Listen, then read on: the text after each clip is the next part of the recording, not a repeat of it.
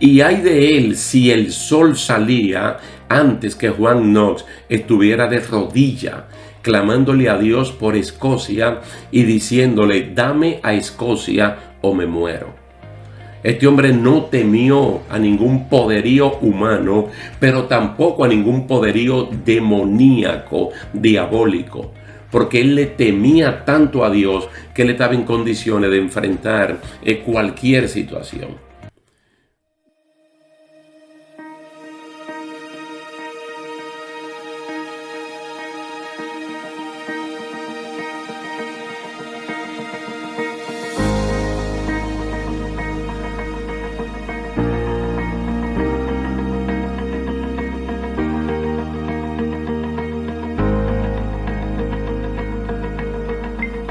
Saludos hermanos, que Dios les bendiga, Dios guarde sus vidas, sus familias, sus iglesias donde se congregan.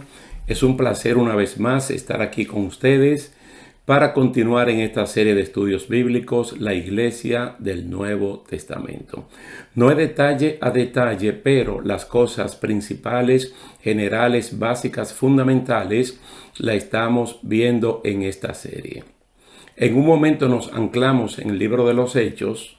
Hemos visto la principal parte del capítulo 10 y ahora hemos retornado a los evangelios, específicamente al evangelio de Lucas, para ver a Cristo enseñando, entrenando, capacitando a sus seguidores en esa escuela de más o menos 3 años de estudios bíblicos. Y entonces vimos en el libro de los Hechos cómo pudieron poner todas estas cosas en prácticas y continuaremos viendo más. En el día de hoy vamos a ver la confesión que salva. Note bien el título, la confesión que salva, que rápidamente ustedes lo van a concatenar con Hechos capítulo 2, cuando la población que se compungió por oír el mensaje de la palabra del Señor preguntó qué había que hacer. Y rápidamente Pedro lo conduce a una confesión. Este pasaje que está aquí en Lucas capítulo 12, versículo 13 al 21, tiene la confesión que salva, pero hay que escudriñarla para encontrarla. Pero es fundamental. Es fundamental, y vamos a leerlo de una vez y posteriormente vamos a dar la explicación del lugar. Lucas capítulo 12, verso 13 al 21. La confesión que salva. Le dijo uno de la multitud: Maestro, di a mi hermano que parta conmigo la herencia. Mas él le dijo: Hombre, ¿quién me ha puesto sobre vosotros como juez o partidor? Y les dijo: Mirad y guardaos de toda avaricia, porque la vida del hombre no consiste en la abundancia de los bienes que posee. También les refirió una parábola diciendo: La heredad de un hombre rico había producido mucho. Y él pensaba dentro de sí, diciendo: ¿Qué haré? Porque no tengo dónde guardar mis frutos. Y dijo: Esto haré: derribaré mis graneros y los edificaré mayores, y allí guardaré todos mis frutos y mis bienes. Y diré a mi alma: Alma, muchos bienes tienes guardados para muchos años. Repósate, come, bebe, regocíjate. Pero Dios le dijo: Necio, esta noche vienen a pedirte tu alma, y lo que has provisto, ¿de quién será? Así es el que hace para sí tesoro y no es rico para con Dios. Como dicen los sastres o las modistas, aquí hay mucha tela para cortar. Y parece que eso es muy bueno en ese oficio. Ahora, todo indica que este suceso narrado aquí ocurre en el entorno de la casa de un fariseo que invitó a Jesús a comer pan, como lo narra el mismo Lucas en el capítulo anterior, el 11, versículo 37. Lo que da a entender que hay muchas personas y también hay personas que siguen llegando. La multitud estaba compuesta por miles de personas que se arremolinaban y se atropellaban unas a otras por ver y oír a Jesús. Recuerden que Cristo es la atracción del momento. Aún por curiosidad, habían personas que llegaban de diferentes partes para verlo y para escucharlo. Entonces, este individuo, el que hace la pregunta, sale de esa multitud. Y tenía que hacer esta pregunta porque para él era muy importante que Jesús interviniera en un problema familiar como de herencia. Si uno toma en cuenta que Jesús ya había dicho que todo lo encubierto ha de salir a la luz, nos indica las reales preocupaciones de este individuo que parece que quiere lo que su hermano tiene. Ustedes posteriormente pueden dar un poquito para atrás y en este mismo capítulo 12, los versículos 2 y 3, pueden leer esta enseñanza bien clarificante de Jesús, que todo lo que en oscuridad, en tinieblas, es decir, en privado, en oculto, uno piensa, uno razona, tarde o temprano ha de salir a la luz pública, porque de parte de Dios no hay nada que quede escondido. Y una cosa puede ser la avaricia, algo que se gesta en el interior de la persona, y esto puede ser muy preocupante cuando se tiene que ver con la obra de Dios. Entonces es muy probable que en este caso el hermano de este individuo haya sido el primogénito y que por ley le tocaba una doble porción de la herencia de sus padres. Entonces él quería que tal vez esa parte extra la repartieran entre los dos. Si los padres, por ejemplo, tenían 2 hijos, entonces la herencia la dividían en 3 partes. Le daban 2 al mayor, al primogénito, y 1 al otro. Entonces él quería, por ejemplo, un 100%, 33.3%, le dieron a él y al otro 67%. Él tal vez quería que del 33.3% lo dividieran para los dos. Entonces anda buscando que Jesús medie en esa situación. Este tipo de negociación compete a las autoridades civiles, a donde Jesús lo dirigió, para ir de una vez al meollo del asunto y declarar a todos los presentes que la vida del ser humano no se mide por los bienes materiales que se tengan, sino por la relación con Dios. Y es una manera revolucionaria lo que Cristo viene a traer aquí como enseñanza que posteriormente va a servir en el desarrollo de la iglesia, en el libro de los Hechos y hasta el día de hoy, excepto por aquellos que le encantan distorsionar el evangelio y crear ellos sus propias pautas. Pero Cristo está diciendo que el reino de Dios no mide la vida del ser humano como lo mide el mundo. Las revistas financieras, cómo tienen el listado de la persona con mayor fortuna en el mundo. Dios no ve eso así. Dios lo ve en función de la relación con Él. Entonces el individuo, él solo hace una pregunta, pero Cristo le contestó que él no estaba para eso y entonces le habló a la multitud completa. Entonces, para que todos lo entendieran mucho mejor, como un excelente maestro que es Jesús, puso como enseñanza la parábola de un hombre rico. Piensen, hermanos, que inmediatamente se introduce el término hombre rico antes que él tuviera una cosecha sobreabundante como tuvo. De hecho, ya es un hombre que tiene, porque la Biblia lo está definiendo como un hombre rico. Es decir, ese hombre tiene para él, tiene para su familia y probablemente tendría o tiene para compartir con otros. Pero entonces aquí se dice que su hacienda produjo en exceso, prácticamente una cosecha récord. Entonces este hombre rico con una avaricia descomunal, almacenó todo y lo tuvo todo como una provisión para un futuro seguro. Entonces él tenía un problema. Él dice, ¿qué voy a hacer con todo lo que tengo? Fíjese su genial idea. Destruir los almacenes, los graneros, las plantas de silos que tenía, derribar eso y construir más grande. Piensen en la inversión. de destruir los almacenes que tiene para hacerlo más grande y colocar allí entonces toda la cosecha récord que ahora tenía.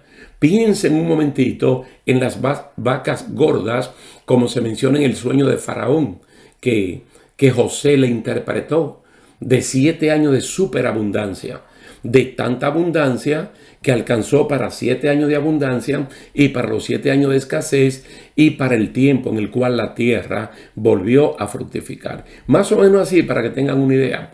Entonces este hombre inauguró sus almacenes, se habló a sí mismo, tipo egoísta, porque la avaricia tiende a ser egoísta, tener lo mío y tener lo que es de otro. Entonces él mismo se dijo, ahora tú tienes para tu futuro. Repósate, goza, bebe y a vivir se ha dicho. El día que él inauguró los almacenes llegó la muerte, cuando él menos lo estaba pensando, y de nada le sirvió. E incluso se utiliza la palabra necio de parte de Dios, necio, que es una palabra muy fuerte. Incluso la palabra necio, según está en el Sermón del Monte, no es una palabra que usualmente uno debería utilizar para su hermano, porque uno lo puede exponer al fuego del infierno, pero el que está hablando aquí es Dios. Entonces lo opuesto a la necedad es la sabiduría. Esa sabiduría que nosotros la definimos como el principio de la sabiduría, el temor a Dios, el allegarse a Dios.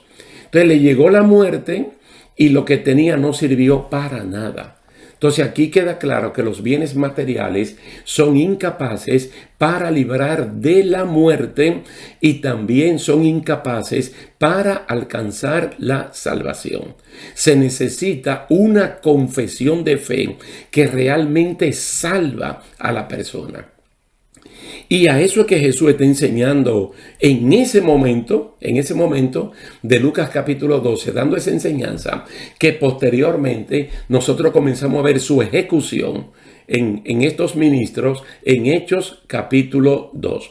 Ahora bien, en Lucas, aquí mismo Lucas 12, 21, Cristo empareja a todo el mundo con este rico, al decir, así es el que almacena riquezas terrenales, pero no es rico en su relación con Dios.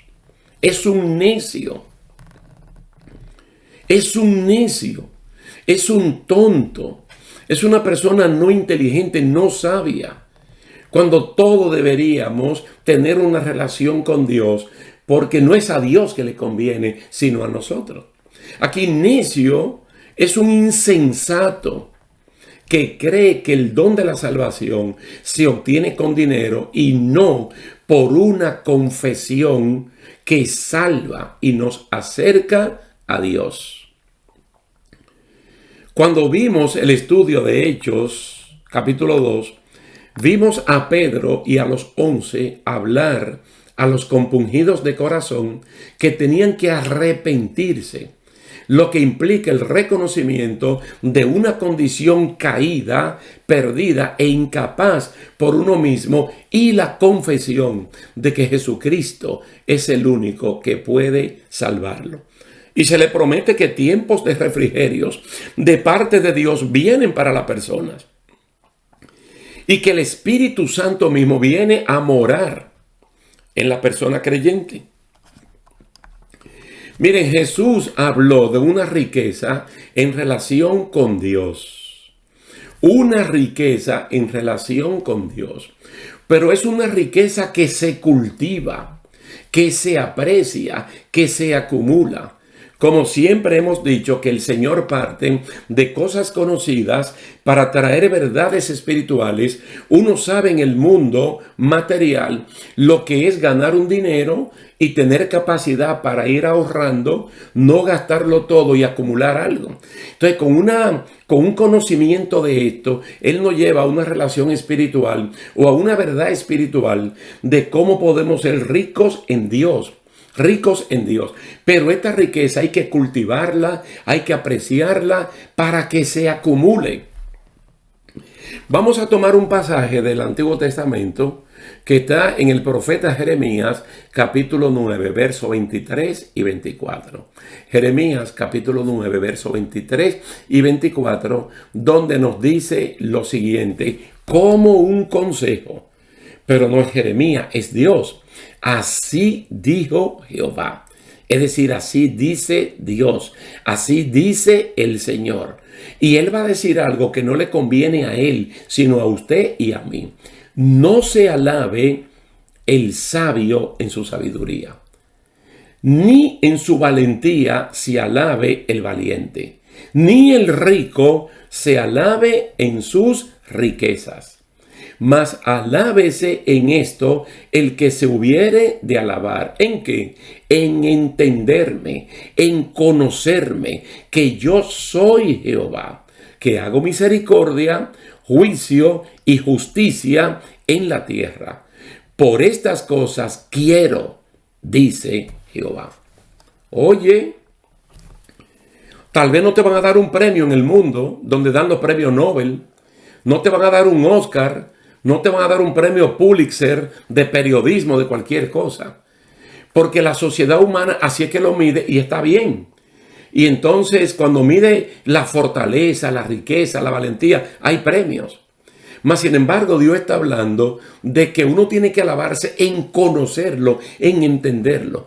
Tú sabes lo grande que es una confesión que salva, porque uno conoce a Dios, porque uno sabe quién es Dios. Dichoso el hombre, dichosa la mujer que conoce a Dios, que sabe quién es Él y que conoce su amor en lo alto, en lo ancho, en lo profundo y en lo largo. Vamos a leer este pasaje en Efesios capítulo 3, verso 14 al 19, porque todos son consejos para fundamentar esa fe que realmente salva.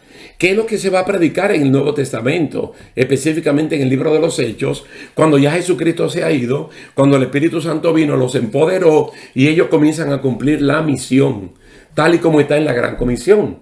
Mire lo que dice aquí Pablo.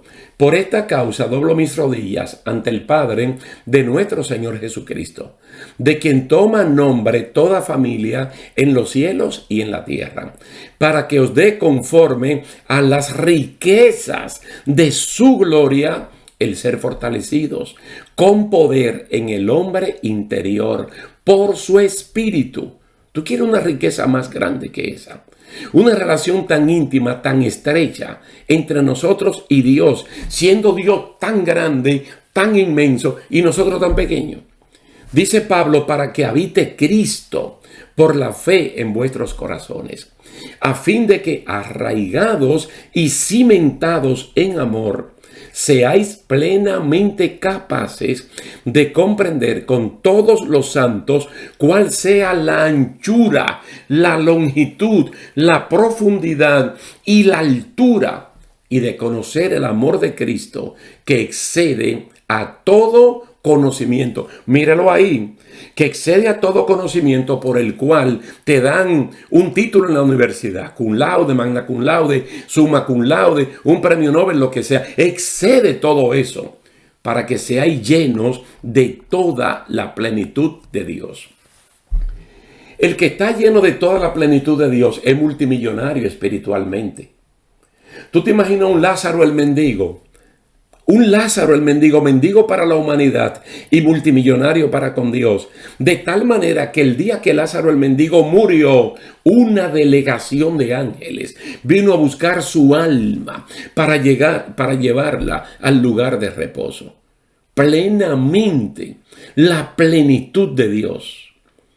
Pablo aquí está rogando por un bienestar espiritual para los creyentes con recursos ilimitados de parte de Dios.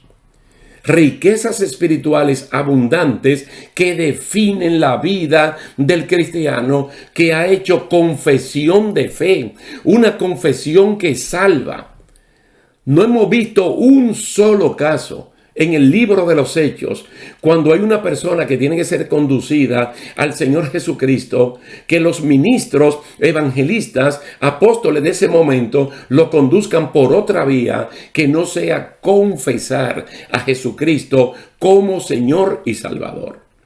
Nosotros todavía no hemos visto el punto donde Agripa, junto con su esposa Berenice, escuchando al apóstol Pablo, este hombre contestó y le dijo a Pablo: Pablo, por poco me persuades a ser cristiano.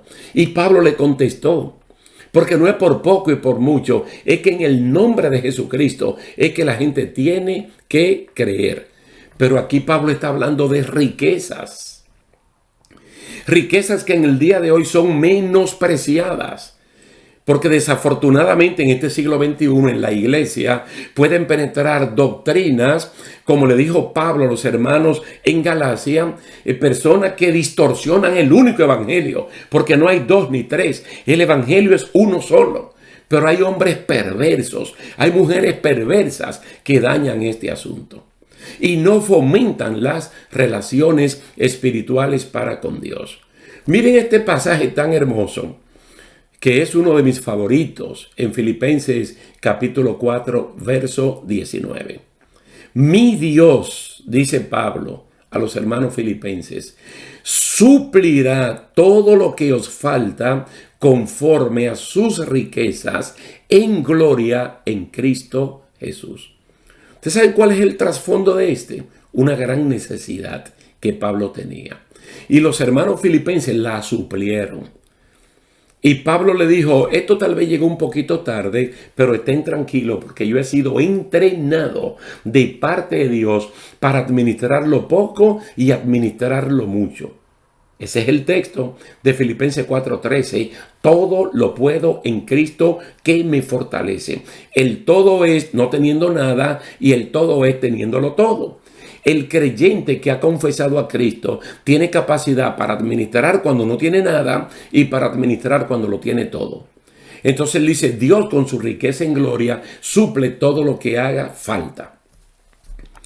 Nosotros podemos decir aquí, sin duda alguna, que los seguidores de la obra de Dios en los inicios de la iglesia del Nuevo Testamento practicaron a plenitud estas enseñanzas, las cuales están vigentes hoy en día. No es la prosperidad material que define nuestra vida, que no es mala tampoco, y la necesitamos, y tenemos muchos casos en toda la Biblia de prosperidad material, pero de acuerdo al Señor. Ser prosperado de acuerdo a Dios, no ser prosperado de acuerdo a los hombres. Ahora, ¿qué es lo más importante? La prosperidad espiritual. Yo entiendo que de vez en cuando la gente a veces toma un texto rápidamente en una conversación y lo saca fuera del contexto. Por ejemplo, cuando Juan desea que Gallo sea prosperado en todo, pero él explica bien: como prospera tu alma, tú seas prosperado en lo material. Como prospera tu alma, tú tengas salud. Él está partiendo de una relación espiritual que está sustentada en una confesión. No se olviden, hermanos, que la confesión del cristiano es como una bandera que se levanta, que se iza. Entonces, bajo esa bandera es que uno mora. Y uno dice: esta bandera representa el reinado de Dios, el dominio de Dios, y yo en ese estoy viviendo. No es la prosperidad material, como creía este individuo de Lucas capítulo 12. Es ser ricos para con Dios. En nuestra próxima entrega estaremos hablando de la enseñanza de Jesús, aquí mismo en Lucas, en los versos 22 al 31, cosas muy peligrosas que incluso tienden a enfermar al que lo practica. Se llama el afán y la ansiedad. Son dos males que enferman a la persona que se aferran a eso. Lo vamos a ver en Lucas 12, 22 al 31, con un apoyo en Mateo capítulo 13, verso 22. Y nos daremos cuenta por el testimonio de los primeros creyentes y ministros del Evangelio que esta fue una línea de acción en la iglesia. Bendito y alabado sea el nombre del Señor. Ya que nosotros confesamos y vivimos bajo lo que hemos confesado, que es una especie de voto, entonces conducimos a los demás que quieren aceptar a Cristo como Señor y Salvador, no a confesar el nombre nuestro, sino el nombre de Jesús, que es el único nombre dado a los hombres en el cual se pueden salvar en el globo terráqueo, desde Adán hasta el día de hoy. Vamos a dejarlo hasta aquí, estimados hermanos, esperando en el Señor que podamos vernos en una próxima ocasión, y yo personalmente dándole las gracias a ustedes por la atención dada a este estudio. Dios me le bendiga, Dios le guarde y hasta la próxima.